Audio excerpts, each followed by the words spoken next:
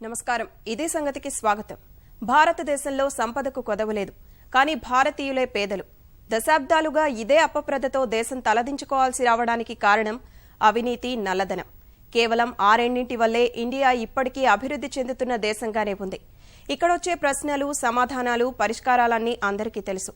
పట్టిన చీడపురుగులను ఏర్పారేసి దేశాన్ని నవపదం వైపు నడిపించే నాయకత్వం, నిర్ణయాలు రావాలి. లేదంటే ఎప్పటికీ మార్పు రాదు. ఇది ప్రతి ఒక్కరూ అంగీకరిస్తున్న విషయం. అమల్లో ఇబ్బందులు ఎదురవుతూ ఉండొచ్చు, కానీ ప్రస్తుతం మోదీ ప్రభుత్వం తీసుకున్న పెద్ద నోట్ల రద్దు నిర్ణయం అలాంటి ఫలితాలనే ఇచ్చే అవకాశాలు మెండుగా కనిపిస్తున్నాయంటున్నారు ఆర్థిక నిపుణులు.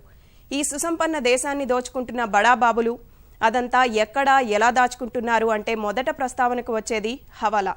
తరాలుగా నలుపుని తెలుపు చేసే సాధనంగా అక్రమార్కులకు ఉపయోగపడుతున్న ఏకైక మార్గం.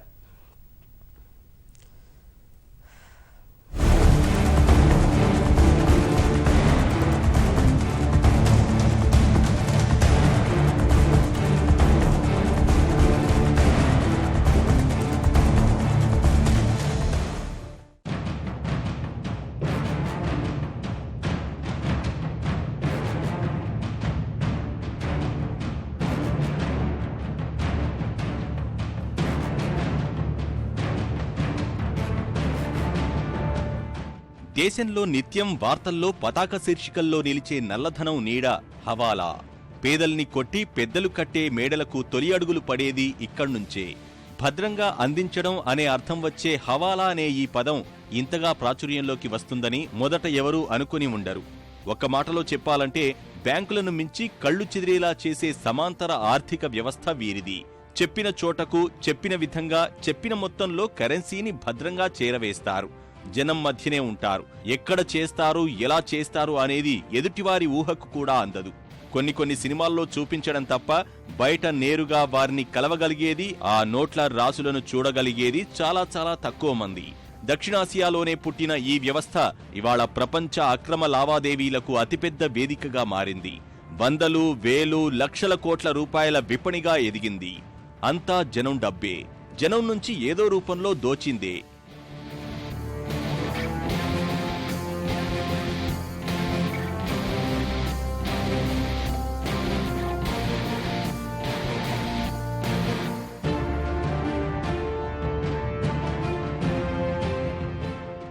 తమ చీకటి సంపాదనను మార్పిడి చేసుకునేందుకు నల్ల కుబేర్లు ప్రధానంగా ఎంచుకునేది ఈ హవాలా మార్గాలనే.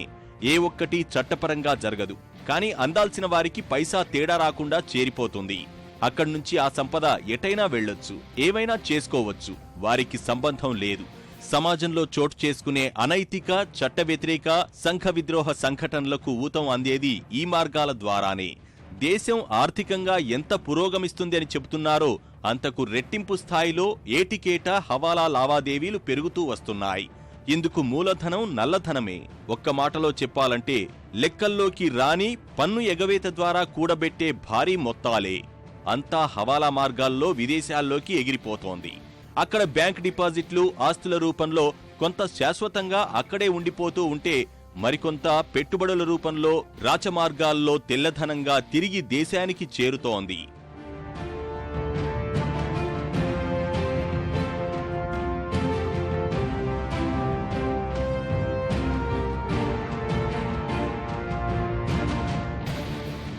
ఎందరో స్వార్థ శక్తులు అక్రమ మార్గాల్లో నల్లధనాన్ని పోగేస్తున్నారు. పేద మధ్యతరగతినే సమిధలుగా చేసి కాసుల వ్యాపారం చేస్తున్నారు. ఈ విషయంలో ఏటా ర్యాంకు మెరుగుపరుచుకుంటోంది భారత్. ప్రపంచంలో అత్యంత నల్ల డబ్బు పోగేస్తున్న దేశాల జాబితాలో 4వ స్థానంలో నిలుస్తోంది. చైనా, రష్యా, మెక్సికో తర్వాతి స్థానం ఇండియాదే. అది ఎంత అని ఖచ్చితంగా గణాంకాలతో చెప్పలేకపోయినా అంచనాలు, అందుబాటులో ఉన్న సమాచారం ప్రకారం 40 లక్షల కోట్ల రూపాయలుండవచ్చు. అంటే ప్రస్తుతం అందుబాటులో ఉన్న లెక్కల ప్రకారం స్థూల దేశీయోత్పత్తిలో నల్లధనం వాటా 22.2%. దేశ రక్షణ బడ్జెట్ కంటే ఒక ఏడాది దేశంలో ఉత్పత్తి అవుతున్న నల్లధనం 2 రెట్లు ఎక్కువ. మరి అంత సొమ్ము ఎక్కడికి పోతోంది?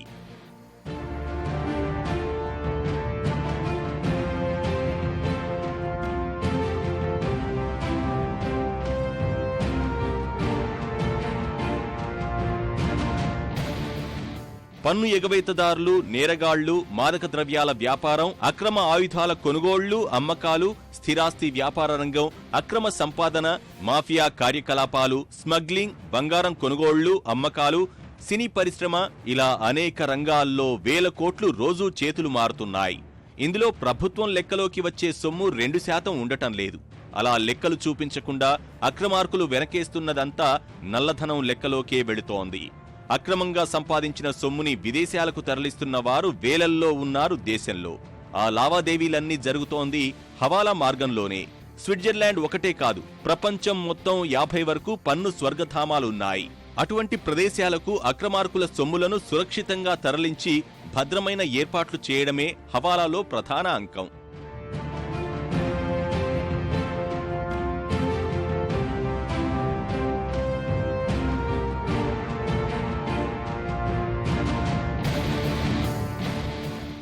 దేశంలో అవినీతి గురించి ఎప్పుడో 90వ దశకంలో నాటి ప్రధానమంత్రి రాజీవ్ గాంధీ ఒక మాట అన్నారు. ఇక్కడ ప్రభుత్వం సామాన్యుడి కోసం కేటాయించిన రూపాయిలో చివరకు చేరుతోంది 20 పైసలే అని వాపోయారు. అంటే మిగతా 80 పైసలు దారి తప్పుతోంది. ఆ మొత్తం అంతా రాజకీయ నేతలు, అవినీతి అధికారులు, మధ్యదళారుల జేబుల్లోకే చేరుతోంది. 2.5 దశాబ్దాల నాటి పరిస్థితి ఇది. ఆర్థిక వ్యవస్థ విస్తరించి వృద్ధి రేటు పెరిగిన తర్వాత ఆ పరిమాణం మరింతగా పెరిగింది. కోట్ల రూపాయలు ఆర్జిస్తున్న బడాబాబులు పన్ను కట్టడం కంటే పన్ను ఎగవేసి నల్లధనాన్ని పోగేయడంలో కీలక పాత్ర పోషిస్తున్నారు. చట్టాల్లో ఉన్న లొసుగుల్ని అడ్డం పెట్టుకుని కోట్లు కొల్లగొడుతున్నారు. వాటికి సంబంధించి హవాలా మార్గం ద్వారా దేశం నుంచి ఇప్పటి వరకు విదేశాలకు తరలించిన నల్లధనం 20 లక్షల కోట్లుంటుందని గ్లోబల్ ఫైనాన్షియల్ ఇంటిగ్రిటీ సంస్థ అంచనా.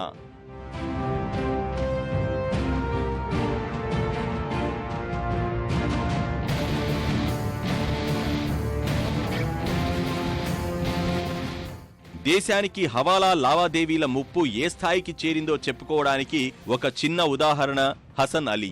కొంతకాలంగా దేశవ్యాప్తంగా పరిచయమే అవసరం లేని పేరు ఇది. కోల్కతాకు చెందిన కాశీనాథ్ తపూరియా, ఢిల్లీకి చెందిన ప్రవీణ్ కుమార్లతో కలిసి వేల కోట్లు హవాలా ద్వారా దేశం దాటించారు. ఈ క్రమం ఓ భారీ సినిమానే తలపిస్తుంది.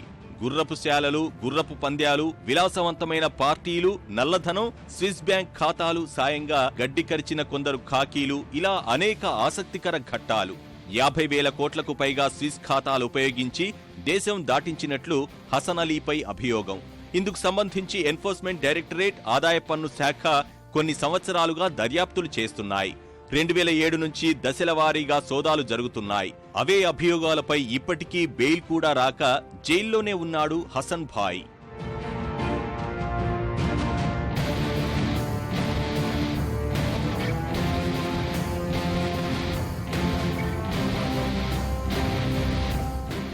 నిజానికి హసన్ అలీ ఆగర్భ శ్రీమంతుడు కాదు. తండ్రి ఎక్సైజ్ శాఖ విశ్రాంత ఉద్యోగి. వంశపారపర్యంగా వచ్చిన కొన్ని ఆస్తులున్నాయి. ఒకానొక దశలో అతడే స్వయంగా దాఖలు చేసిన ఐటీ రిటర్న్ ప్రకారం తుక్కు వ్యాపారం ద్వారా తనకు వచ్చేది ఏడాదికి 30 లక్షల రూపాయలు. మరి ఇన్ని వేల కోట్లు, ఖరీదైన విలాసవంతమైన జీవితం, గుర్రపు శాలలు, పందాలు, పార్టీలు ఇవన్నీ ఎలా సాధ్యమయ్యాయి అంటే మళ్లీ అక్కడ కనిపించేది హవాలానే. అసలు విషయం ఏమిటంటే అతడి పేరు మీద కొందరు బడా రాజకీయ నాయకులే ఇక్కడ దోచుకున్న వేల కోట్లు విదేశాల్లో దాచుకున్నారన్న ఆరోపణ. దారి తప్పిన పారిశ్రామికవేత్తలు, సినీ ప్రముఖులు కూడా ఆ జాబితాలో ఉన్నారనే విమర్శలున్నాయి. వాళ్లందరికీ సంబంధించి దొంగ డబ్బుని విదేశాలకు తరలించడంలో హసన్ అలీ ఒక పావు మాత్రమే అని అంటారు. కొంత కమిషన్ తీసుకుని ఆ పని చేసేవాడని చెబుతుంటారు.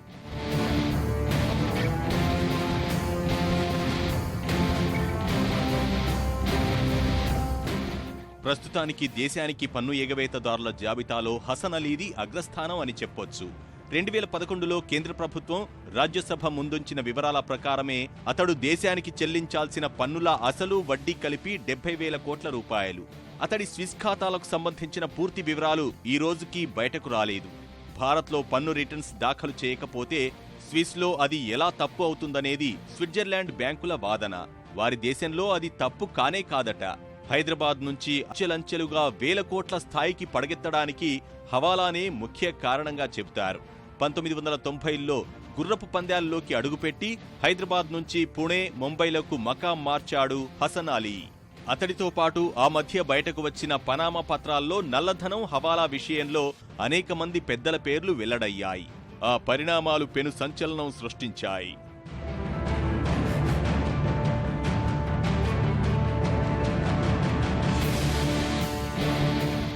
2G కుంభకోణం ప్రధాన నిందితుడు కేంద్ర మాజీ టెలికాం శాఖ మంత్రి ఏ రాజా 10,000 కోట్ల వరకు హవాలా మార్గాల్లో విదేశాలకు తరలించినట్లు ఆరోపణలు ఎదుర్కొంటున్నారు. లావాదేవీల గుట్టు దాదాపు రట్టయింది.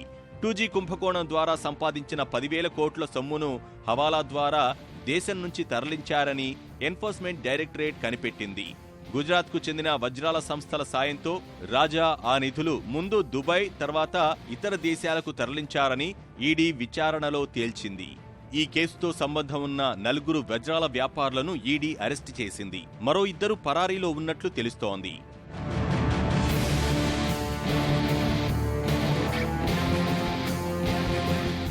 ఇదంతా ఎలా చేస్తారు అంటే నగదు బదిలీ అంతా పక్కాగా జరుగుతుంది. కానీ అక్కడి సొమ్ము మాత్రం ఎక్కడికి పోదు. భౌతికంగా నగదు కదలిక లేకుండానే లావాదేవీ పూర్తయిపోతుంది. అందుకు హవాలా డీలర్లతో ప్రపంచవ్యాప్తంగా పెద్ద నెట్వర్కే ఉంటుంది. నగదు పంపాలి అనుకున్న వ్యక్తి దగ్గర్లోని హవాలా ఆపరేటర్ వద్దకు వెళితే చాలు, విషయం వాళ్లే నడిపిస్తారు.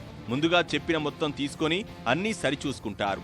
తర్వాత అది చేరాల్సిన ప్రాంతంలో ఉన్న తమ ఆపరేటర్కు సమాచారం ఇచ్చి అక్కడ బట్వాడా జరిగిపోయేలా చేస్తారు. అందులో కొంత మొత్తం తమ కమిషన్గా తీసుకుంటారు. ఇందుకు బ్యాంక్ ఖాతాలు, పాన్ నంబర్లు, పన్ను చెల్లింపులు ఇవేం అవసరం లేదు. అక్రమార్కులకు అంతకు మించి ఏం కావాలి?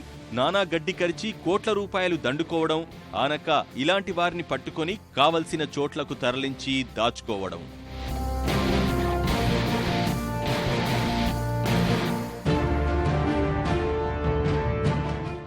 ప్రపంచవ్యాప్తంగా చాలా దేశాల్లో హవాలా లావాదేవీలు నిషేధం. జాతి సంపదను కొద్దిమంది చేతుల్లో అదృశ్య శక్తిగా మార్చే ఇలాంటి మార్గాలను ఎవరు మాత్రం సమర్థిస్తారు? అయినా వారి వ్యాపారం 3 పువ్వులు 6 కాయలుగా విరాజిల్లుతూనే ఉంది. నల్లధనం చెలామణికి యావత్ ప్రపంచానికి ఇదే అత్యుత్తమ ఎంపిక అవుతోంది. ఉగ్రవాదం, మత్తు పదార్థాలు, మనుషుల అక్రమ రవాణా, దొంగ బంగారం, వజ్రాలు, విపణికి అందే నిధులన్నీ చేరేది ఆ మార్గంలోనే. కొన్ని డొల్ల సంస్థలు, బోగస్ ట్రస్టులు వారి చేతుల్లో పావులుగా మారుతున్నాయి. ముక్కు ముఖం తెలీదు, ఊరు పేరు అవసరం లేదు. చెక్కుల రూపంలో చెల్లింపులు స్వీకరిస్తారు. ఆనక కొంత కమిషన్ తీసుకొని ఆ మొత్తాలను ఇచ్చిన వారికే తిరిగి పంపేస్తారు. చెయ్యని ఖర్చులు చేసినట్లు లెక్కలు చూపుతారు. ముఖ్యంగా విదేశాల నుంచి జరిగే నిధుల ప్రవాహాలు. కేంద్రంలో మోదీ ప్రభుత్వం వచ్చిన తర్వాత అలాంటి సంస్థలపైన ఉక్కుపాదం మోపడం మొదలుపెట్టారు.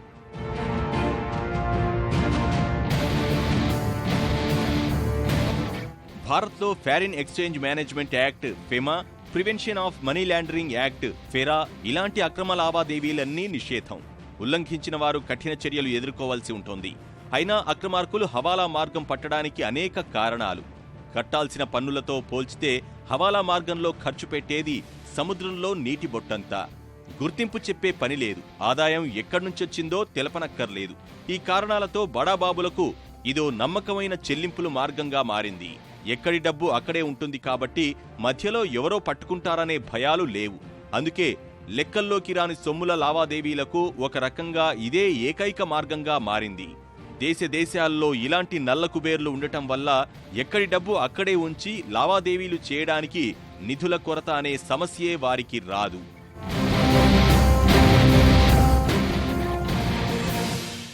ప్రస్తుతం దేశంలో పెద్ద నోట్ల రద్దుతో ఈ హవాలా లావాదేవీలు ప్రస్తుతానికి కంచికి చేరినట్లే. కేంద్ర ప్రభుత్వం నిర్ణయంతో దేశంలో దాచిన మొత్తం నల్లధనం బయటకు రాక తప్పని పరిస్థితి ఏర్పడింది. ఇప్పటికే కొంత వెలుగు చూసింది. అందుకే ఈ కోణంలో చూసినప్పుడు 1500 నోట్ల రద్దుని చాలా పెద్ద నిర్ణయంగా అభివర్ణిస్తున్నారు ఆర్థిక నిపుణులు. తగినట్లే పెద్ద నోట్ల రద్దు తర్వాత కరెన్సీ కదలికలను 1000 కళ్లతో గమనిస్తోంది కేంద్ర ప్రభుత్వం. ఆర్థిక శాఖ, డైరెక్టరేట్ ఆఫ్ రెవెన్యూ ఇంటెలిజెన్స్, ఆదాయ పన్ను శాఖ, ఎన్ఫోర్స్మెంట్ డైరెక్టరేట్ నిశ్చితంగా పరిశీలించడం, నోట్ల మార్పిడిని ఆర్బీఐ ఎప్పటికప్పుడు పర్యవేక్షిస్తూ ఉండటానికి అది ఓ కారణం. బ్యాంకింగ్ సిబ్బందిపైన కన్నేసి ఉంచారు. అంతేకాకుండా భవిష్యత్తులో పూర్తి స్థాయిలో హవాలాను కట్టడి చేయడం కోసం కరెన్సీ చెలామణిలో పెద్ద నోట్ల పాత్రను గణనీయంగా తగ్గించే అవకాశాలు ఉన్నాయి. ప్రస్తుతం రద్దు చేసిన 1500 నోట్లు చెలామణిలో ఉన్న ద్రవ్యంలో 86% వరకు ఉన్నాయి. కానీ భవిష్యత్తులో పెద్ద నోట్లను 50% ఆ లోపలికే పరిమితం చేయవచ్చని ఆర్థిక నిపుణులు చెబుతున్నారు. శతకోటి దరిద్రాలకు అనంతకోటి ఉపాయాలన్న నానుడి ఇప్పుడు నల్ల కుబేరులకు సరిగ్గా సరిపోతుంది. ఎవరిని ఉద్దేశించి ప్రభుత్వం పెద్ద నోట్ల రద్దు నిర్ణయం తీసుకుందో వారు తమ దగ్గర ఉన్న అనంతకోటి ఉపాయాలతో నల్లధనాన్ని సర్దేసుకుంటున్నారు. పాత నోట్ల మార్పిడికి ప్రభుత్వం ఇచ్చిన మినహాయింపులన్నింటికీ తమదైన శైలిలో అన్వయించుకొని తెల్లధనంగా మార్చేసుకుంటున్నారు. అందుకు వారు ఏ ప్రత్యామ్నాయాన్ని వదలడం లేదు. అందుకే ఒకప్పుడు కనీస మొత్తం పొదుపుకే నోచుకొని జన్ధన్ ఖాతాల్లో కోట్ల కొద్దీ డబ్బు వచ్చి పడుతోంది. డిపాజిట్ల కోసం తపాలా శాఖ ముఖమే చూడని వారు చిన్న మొత్తాల్లో పొదుపు ఖాతాల్లో పెద్ద ఎత్తున డబ్బు కుమ్మరిస్తున్నారు. ఇప్పటికే ఖాతాలున్న వారితో ఒప్పందాలు కుదుర్చుకొని జరుపుతున్న ఇలాంటి లావాదేవీల వల్ల నల్ల కుబేరులపై ఎలాగూ చర్యలు తప్పవు. వీరి కారణంగా నిజమైన ఖాతాదారులు ఇబ్బందులు ఎదుర్కోవాల్సిన పరిస్థితులు ఏర్పడ్డాయి. ఓవైపు ఆర్బీఐ, మరోవైపు ఆదాయ పన్ను శాఖలు ఏకకాలంలో దాడులు చేస్తుండడం వల్ల ఖాతాదారులు నల్ల కుబేరులతో పాటు సహకరించిన అధికారుల గుండెల్లో రైళ్లు పరిగెడుతున్నాయి.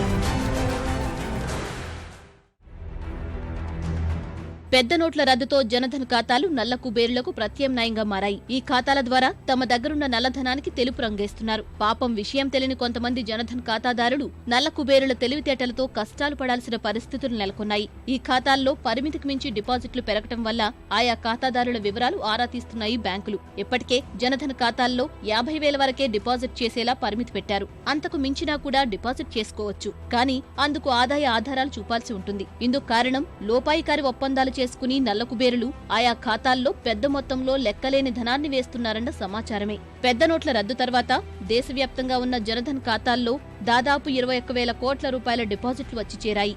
ఆ మొత్తంపై కొన్ని అనుమానాలు తలెత్తడం వల్లనే ఖాతాల్లోని నిల్వలపై ఆర్బీఐతో పాటు ఆదాయ పన్ను శాఖ దృష్టి సారించాయి.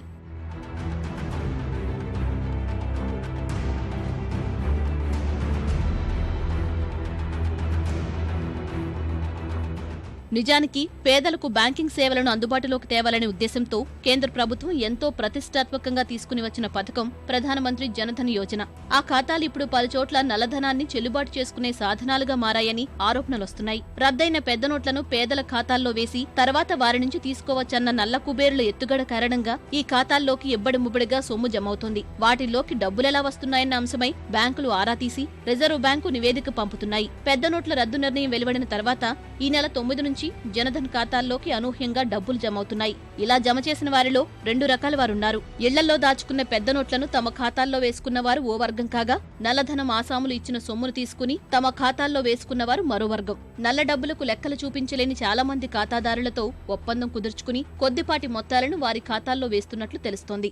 లెక్క చెప్పే శక్తి ఉండాలి. ఈరోజు బ్యాంకులో నువ్వు 2 లక్షలు కాదు 4 లక్షలు కూడా బ్యాంక్ అందు 2-2.5 వరకు మేము చూడమన్నారు. 2.5 ఎందుకు 1కి కూడా ఎక్స్ప్లెయిన్ చేయాల్సి వస్తుంది. ఒకసారి 10 కూడా డిపాజిట్ చేసుకోవచ్చు. నీ దగ్గర ఉండొచ్చు.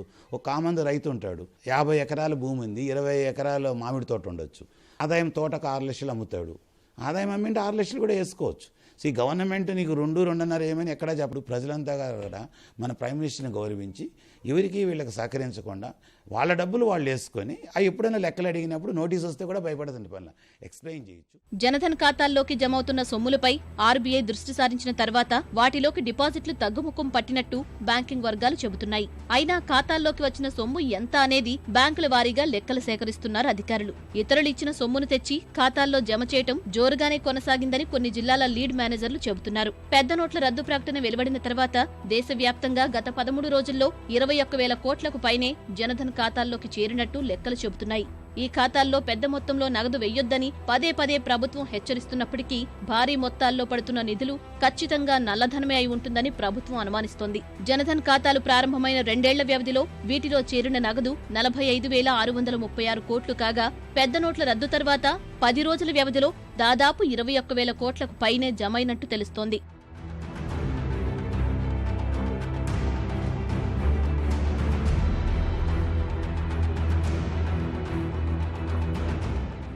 జనధన్ ఖాతాలే కాదు, చిన్న మొత్తాల పొదుపు కోసం ఉద్దేశించిన తపాలా ఖాతాల్లోనూ పెద్ద మొత్తంలో డిపాజిట్లు వచ్చి పడుతున్నట్టు గుర్తించారు.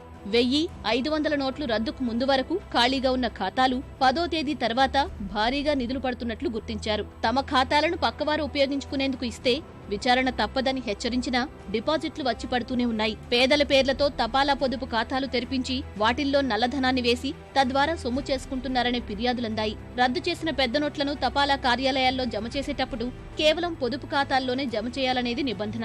అయితే అత్యధిక తపాలా కార్యాలయాల్లో ఈ నిబంధనను పాటించినట్టు కనిపించడం లేదు. కొందరు తమ నల్లధనాన్ని వేరువేరు చిన్న మొత్తాల పొదుపు పత్రాల పేరిట జమ చేస్తున్నట్టు తెలుస్తోంది. పరిస్థితులన్నీ చక్కబడిన తర్వాత ఆ పొదుపు పత్రాలను తిరిగి డబ్బు రూపంలోకి మార్చుకోవచ్చనే ఆలోచనలో ఉన్నారు చాలామంది. నిజానికి చెప్పాలంటే బ్యాంకుల్లో జమ చేస్తున్న మొత్తాల కంటే తపాలా కార్యాలయాల్లో సుమారు 3 రెట్లు అధికంగా పెద్ద నోట్లు జమవుతున్నట్టు సమాచారం. ఈ విషయం ఆర్థిక శాఖ ఉన్నతాధికారుల దృష్టికి వెళ్లడంతో కేవలం పొదుపు ఖాతాలు మినహా మరే పొదుపు పత్రాల పేరిట డబ్బుల్ని స్వీకరించవద్దని ఆదేశాలు జారీ చేశారు.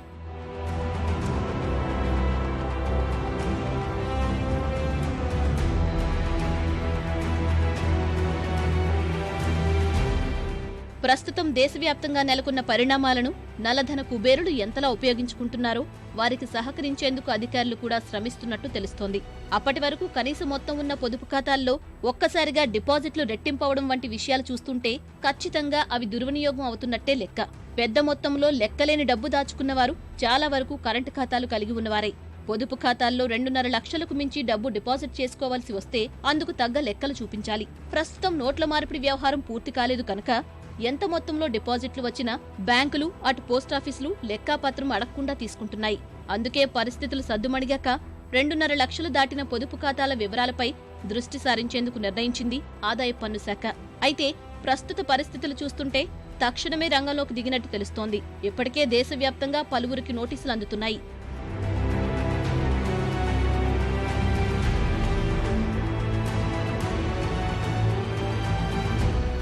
జనధన్ ఖాతాలు, చిన్న మొత్తాల పొదుపు ఖాతాలు దుర్వినియోగం అవుతున్నాయన్న సమాచారంతో ఇప్పటికే ఆర్థిక శాఖ, ఆదాయపు పన్ను శాఖలు రంగంలోకి దిగాయి. మరోవైపు సీబీఐ కూడా వీటిపై దృష్టి సారించింది. పలు ప్రాంతాల్లోని తపాలా కార్యాలయాలపై సీబీఐ అధికారులు ఆకస్మిక తనిఖీలు నిర్వహించారు. రికార్డులను పరిశీలించి అనుమానాస్పదంగా ఉన్న లావాదేవీల వివరాలు, పత్రాలు స్వాధీనం చేసుకున్నారు. ఎంత నగదు వచ్చింది, ఎంతమందికి నగదు మార్పిడి చెల్లించారు, వారి గుర్తింపు పత్రాలేవి, కొత్తగా ఎన్ని ఖాతాల్లో ఎంత మొత్తాన్ని జమ చేశారు తదితర సమాచారాన్ని సీబీఐ అధికారులు ఆరా తీస్తున్నారు. సీబీఐ రంగంలోకి దిగిందంటే పరిస్థితులు ఎలా ఉన్నాయో అర్థం చేసుకోవచ్చు.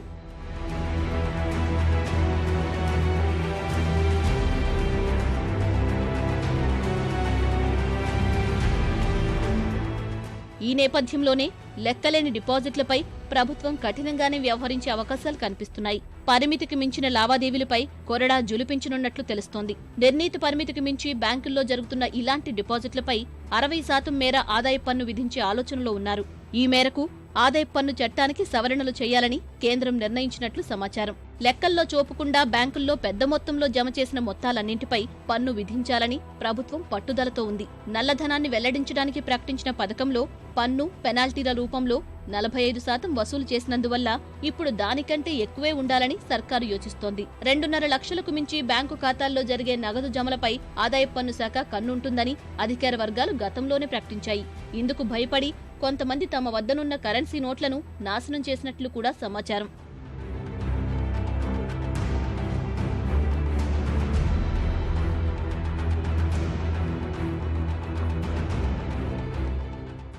ముఖ్యంగా జీరో బ్యాలెన్స్ తో మొదలైన జనధన్ ఖాతాల్లో రమారమి 21,000 కోట్లు గత 2 వారాల్లోనే జమ కావటంపై ప్రభుత్వం ప్రత్యేక దృష్టి సారించింది. బ్యాంకులు నివేదించిన విషయాన్ని కేబినెట్లో చర్చించిందంటే ఈ విషయాన్ని అంత తేలిగ్గా వదిలేట్టు కనిపించడం లేదు. దేశ ప్రజలందరికీ బ్యాంకింగ్ సేవలు చేరువ చేసేందుకు ఈ ఖాతాలను 2014 నుంచి ఇస్తున్నారు. ప్రత్యక్ష నగదు బదిలీ, ప్రభుత్వ రాయితీలను నేరుగా లబ్ధిదారులకు అందించేందుకు వీటిని ఉపయోగిస్తున్నారు. పేదలను లక్ష్యంగా చేసుకోవడంతో ఎలాంటి నగదు నిల్వ లేకుండా ఈ ఖాతాలను కొనసాగిస్తున్నారు. మొత్తంగా 25.5 కోట్ల ఖాతాలను తెరిచారు. అయితే అత్యధికులు ఇప్పటి వరకు వీటితో లావాదేవీలు నిర్వహించింది లేదు. జీరో బ్యాలెన్స్ లేకుండా చేయడానికి కొన్ని చోట్ల బ్యాంక్ అధికారులే రూపాయి చొప్పున డిపాజిట్లు చేసిన సందర్భాలు ఉన్నాయి. అలాంటి ఖాతాల్లో ఇప్పుడు ఎక్కడ చూసినా నిల్వలు పేరుకుపోయాయి.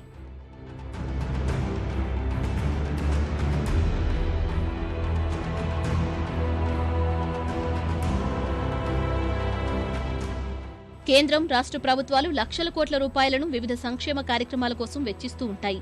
ఈ మొత్తాల్లో అధిక భాగం దళారుల చేతుల్లోకి వెళ్లిపోతుందనే ఆరోపణలు ఎప్పటి నుంచో వినిపిస్తున్నాయి. పింఛన్లు, విద్యార్థుల స్కాలర్షిప్లు, ఉపాధి హామీ నిధులతో పాటు చివరికి ప్రకృతి వైపరీత్యాలు సంభవించినప్పుడు ప్రభుత్వం అందించే సాయం మొత్తాలు కూడా పక్కదారి పడుతున్నాయి. ఇలా జరగకుండా సంబంధిత మొత్తాలు నేరుగా లబ్ధిదారుల ఖాతాలకు చేరేందుకే జనధన్ ఖాతాలు తెరిపించారు. వీటి వల్ల అవినీతికి అడ్డుకట్ట వేసేందుకు అవకాశం ఏర్పడింది. కానీ ప్రస్తుత పరిణామాలు జనధన్ ఖాతాల అసలు ఉద్దేశాన్ని దెబ్బతీస్తున్నాయి.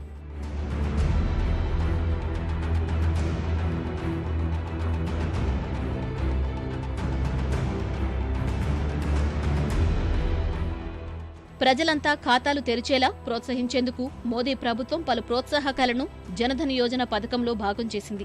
ఖాతా తెరవడం ద్వారా ఈ పథకంలో భాగస్వాములైన వారికి ₹1,00,000 ప్రమాద బీమా, 30,000 జీవిత బీమా సౌకర్యం కల్పిస్తుంది. లావాదేవీల నిర్వహణకు రూపే కార్డు అందిస్తారు. కనీసం 6 నెలలు ఖాతాను సమర్థంగా నిర్వహించినట్లయితే అత్యవసర సమయాల్లో 5,000 వరకు వడ్డీ లేని మొత్తం లభించేలా ఓవర్ డ్రాఫ్ట్ సదుపాయం కూడా లభిస్తుంది. ఎలాంటి ప్రారంభ మొత్తం అవసరం లేదు. ఈ ఖాతాలో జమ చేసే డబ్బులపై వడ్డీ కూడా అందిస్తారు. గ్రామీణ ప్రాంతాల వారికి బ్యాంకు మిత్ర ద్వారా సేవలందిస్తారు. 10 ఏళ్లకు పైబడి వయసు కలిగి బ్యాంకు ఖాతా లేని భారతీయులెవరైనా జనధన్ యోజన ఖాతాకు అర్హులే. ఏ బ్యాంకు శాఖలోనైనా ఖాతా తెరవచ్చు. ఇందులో వచ్చే రూపే కార్డును సాధారణ ఏటీఎం కార్డుల తరహాలోనే అన్ని రకాల రిటైల్ కొనుగోళ్లకు ఉపయోగించుకోవచ్చు.